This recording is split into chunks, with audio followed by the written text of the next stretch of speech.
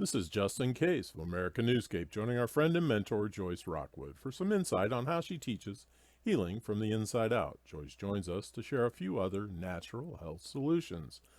Acid Reflux Relief Perspectives. Greetings, Joyce. Welcome back to American Newscape. Hey, Justin, it's awesome to be back. Hey, let's get to it. So many people suffer from a variety of digestive disorders, one of the most common being acid reflux. What are some natural remedies you suggest to your clients that our watchers can consider to address their reflux? Absolutely. It would be my honor. So, it's just like you say, so many people are suffering from a variety of digestive issues. I think 70% of the health issues that people are suffering from can be related to digestion. And our gut is really the epicenter of our overall health. And so if we're really looking to improve our well-being, we want to support people with, who are suffering with these issues. Reflux is painful and problematic and uncomfortable and distracting. And no one wants to be feeling like their food is constantly rising up in their chest and in their throat and like they're burping up the meal that they just ate or the one that they ate the day before. And while I always encourage my clients to try something natural first, I'm also a big supporter of people who have had chronic issues, having a diagnostic exam, seeing their doctor, finding out what's up. And if we can support the issue with something natural first and have that allow the body to come back into balance, then that's a beautiful thing because we can avoid all of the unwanted side effects that medications come with. And what I like to say to my clients, I often work with, mission-driven entrepreneurs and busy professionals who are highly successful at what they do, but they're suffering with a variety of issues. Sometimes it is reflux. And my goal is to support them so that they are not constantly distracted and wasting time trying to figure these things out on their own. The end result is we want them to have optimal performance, whether it's in their profession or just having a deeper connection to their family. And so if we can allow the body to come back into balance with something natural first, that's really the intention. And avoiding all of those other types of things that can come up when you're starting to use medication, because that becomes more time consuming and it can also undermine our health. So what I want to do is I'm going to share my top 10 suggestions for people listening who might be suffering with any kind of reflux, indigestion, acid reoccurrence in their body. The first thing I'm going to share is the first thing I share with my clients, which is a nutritional suggestion around fruit. Most people don't know that it's most optimum to be eating fruit alone. That when we combine fruit with other food groups, there is a response in the body that creates a lot of acid buildup. It's called combustion or fermentation. And it's a very unwanted response in the body. It's going to prevent your food from digesting out of your stomach in a fair or reasonable or short amount of time. It means that the food sits in the stomach for endless hours, creating all of this gas and this bloating and this fermentation, creates brain fog, all that sort of regurgitation feeling of food kind of popping up back in the throat. So eat your fruit alone. The best way to actually eat it is first thing in the morning if you're eating a meal at all, and eat it totally unto itself. The second you start mixing fruit with other food groups, you are going to create an acid reflux response. So that's your first one, eat fruit alone. And then the second one is to refrain from poor food combinations such as acid and starch, which would be like tomato sauce on top of pasta, fresh tomatoes on a sandwich where there's bread, and protein and starch, which would be like chicken with rice, steak with potatoes, fish with pasta. And if you're brand new to food combining, don't worry. I make detox easy and I go over all of the principles of food combining when we work together. And I can also just give you some simple tips before we might so that you can feel like, hey, yeah, these things really do work. And we've talked about food combining before, but very quickly, I'll just say if you're brand new and this philosophy is something you've never heard of, it's an optimum way to combine your foods so that your digestion is prioritized and is efficient, and so that you can have the most fast results with your food leaving your body and having those bowel movements in an efficient manner. Okay, that's your second one, to avoid poor food combinations, such as acids and starches and proteins and starches. The third suggestion that I make for my clients that you can steal from me right here and now is to have a vegetable juice in the morning to reduce any of the acidic buildup in your body.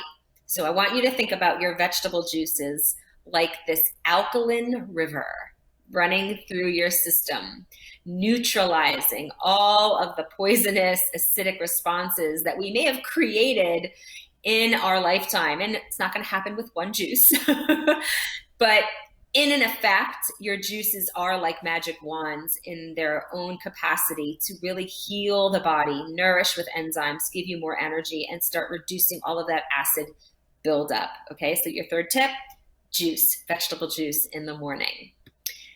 Your fourth tip is to make sure your first 2 meals of the day are what I would call on target. And what I mean by that is if you're brand new to a lot of the things that I'm suggesting here, and the only thing you focus on are the first 2 meals of your day in terms of making them better, more properly combined, focusing more on eating less processed foods. If you can do that and the third meal of your day is not ideal, not perfect, not pristine, you are still going to get some amazing results with reducing your acid reflux simply because you've increased and improved 2/3 of your consumption. And mathematically, we know that's more than half, so you're going to be well on your way. Okay, so that's your fourth tip. Make sure your first 2 meals are on target. Your fifth tip out of the 10 is to avoid drinking beverages while you're eating. I know, it's like, wait, what are you talking about? So I recently went out with a friend and they were asking me what I wanted to drink with my meal. And I said, I actually don't drink with my meals. So the reason why we want to avoid drinking beverages while eating, especially sodas, especially anything carbonated, even like carbonated water, is simply because we have the most beautiful balance of enzymes that we secrete in our mouth when we chew our food to start breaking our food down. And when we drink anything, it is going to dilute the process, even water. And that means that your food is going to get belabored in your stomach. You're going to feel very gassy. You're going to probably feel very bloated. Try it and see. And if you go through the meal by starting out with a fresh, big, water-containing salad, that should actually hydrate your body enough so that when you're eating the less processed cooked foods after, you don't feel such a strong inclination to need to drink. Oftentimes, I find that people are drinking a lot during the meal because they're eating foods that are high in processed salts and maybe sugar and just highly processed foods. And so they're not really getting hydrated. So they feel the need to wash the food down, right? Then that's your fifth tip, right? To not drink. Joyce. Go ahead. You know, I think a lot of us grew up with that glass of water, that glass of milk on the table as children. And, you know, I always believed, and I miss it because a lot of us use it to clean our palate, you know, as we shift from our side dish to our main dish and back and forth. So, and that goes way back. You know, the nutritionists have been preaching this for hundreds of years. So I'll let you get back to tip number 6. Yeah, no, you bring up a great point. You know, people, and I grew up that way too. I grew up drinking while I was eating. And, you know, when I was younger, if we were going out for something to eat, you know, at a restaurant, pizza, things like that, it was typically a Coca-Cola. When we were home, I was typically drinking water. Nowadays, if I drink when I eat, let's say, you know, I don't eat a lot of cooked fare. I eat mainly raw and vegan. But if I eat a cooked meal, the inclination to want to drink is typically there a little bit more because it's like saltier and it's not as fresh. If I drink a lot when I'm eating that meal, I feel it. It is not comfortable. My belly feels bloated and, you know, I tend to try to sip the water instead or just suck on some ice cubes. So that's another way to get around it. Okay. All right. Thank you for sharing that. And then the 6th tip is to eat some raw food that's water containing, vegetables, before you eat the cooked meal, right? We've talked about the big salad. We've talked about how that really improves our digestion. So if you're eating some cut up cucumbers, celery, red peppers, if you have reflux from the red peppers, you can go more neutral and do romaine lettuce. When you eat those foods before the cooked entree, it is really going to set you up for some tremendous success with reducing the acid buildup in the body, helping you to digest better, and assisting the stomach in breaking the foods down. So raw before cook. 6. Number 7 is to avoid eating late at night. Anyone out there doing that? The reason we want to avoid that is because if you eat late at night and recline soon thereafter, that means that your stomach is going to have all this food sitting in there. It's not really going to digest properly. Probably going to wake up feeling maybe a little foggy, maybe even have a headache, all this gas pressure swimming around the system. Not going to be a good feeling. So avoid eating late at night, number 7. Number 8, you can always bring in some supplements. My clients appreciate that I can support them until they have things a little bit more perfected. We go through times when we're having food cravings and we might be eating foods that we might regret that we didn't after the fact. So digestive enzymes is number 8, having some digestive enzymes. Digestive enzymes come in little capsules. They are a food source for helping your body to break down your food more readily so that you can turn it into more usable energy, so that you can have less gas, less bloating, and less acid reflux. So that's your number 8, taking some digestive enzymes. And they're not habit forming. A lot of times people get concerned when they start taking digestive enzymes and they ask me if that's something to be worried about. Absolutely not. I don't recommend you need to take them every single day unless I'm working with someone who has some very severe chronic issues. But you can certainly bring them in when you're going to be eating more compromised meals and find that your digestion is really elevated. You can even take them on an empty stomach if you woke up the next morning and felt like, something's still not right in there. So number 8, digestive enzymes. Okay, number 9 is another supplement, probiotics. Probiotics help to bring the gut flora back into balance, and they also just help to support a healthy immune system. With acid reflux, we're allowing our body to, again, digest our foods more readily and properly so that we're not having all of that inflammation in the gut. So if you are someone who is suffering with acid reflux, maybe for the first 3 months, we hit some of these supplements a little bit more routinely. We get you back on track, and then you have some more sustainability. So that's your number 9, probiotics. And number 10, if you know me, if you know what I love, if you know how I function, if you know how I support my clients, number 10, especially you, Justin, right? Yes. It's going to be essential oils. Peppermint, not peppermint. Running with that, running through the hills. So peppermint is definitely one of the go-tos that my clients really love having on hand. I've got some clients right now who love it so much. They're like, we need some more of that peppermint. It's really helpful. And there's a blend that I work with called Digest Zen that is a powerhouse of many different oils that include fennel, anise, the peppermint, of course, caraway, ginger, coriander. And anyone out there listening who's curious to learn more about essential oils, you can certainly reach out to me and I can get you a free sample so that you can try it for a few days, see how it works, and then be as amazed as my clients are and be ready to get started. So those are some of my support tips and suggestions for really helping you to address your acid reflux naturally so that you don't have to worry about any side effects from meds. And then once you're in balance, you can keep moving forward because you'll notice that once you have that set up and once you start seeing those results, it's a lot easier to follow through with your new healthier habits.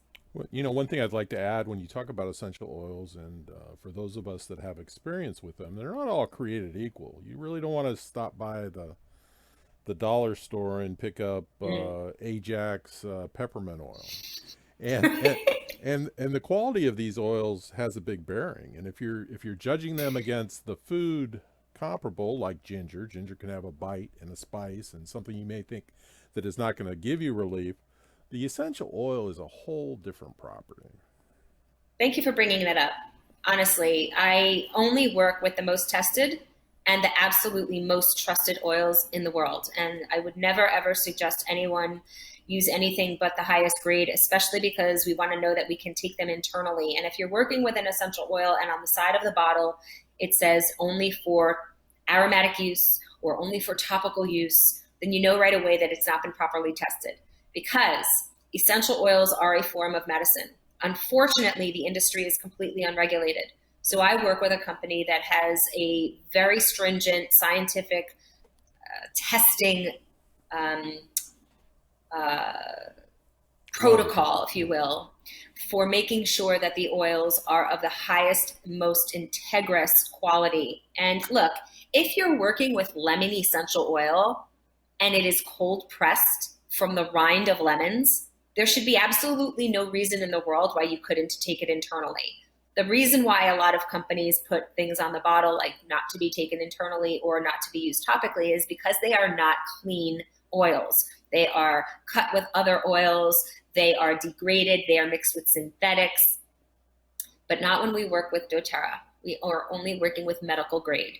So, and again, some of the oils that my clients do work with from this grade are not intended for internal use. So some of the bottles will tell you not to use it that way because we don't typically eat bark, and some of the oils might be made from things like that.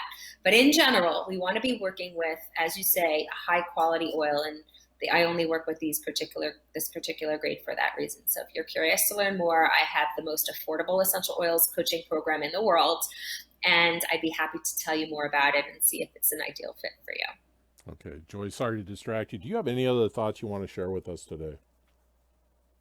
I would just love to say that, if you're out there, you're suffering with reflux and you're really sick and tired of feeling sick and tired, just know that there are natural remedies that truly do work. I think oftentimes people try to figure these things out on their own. They walk into a health food store, they buy something that's not really the most optimum choice.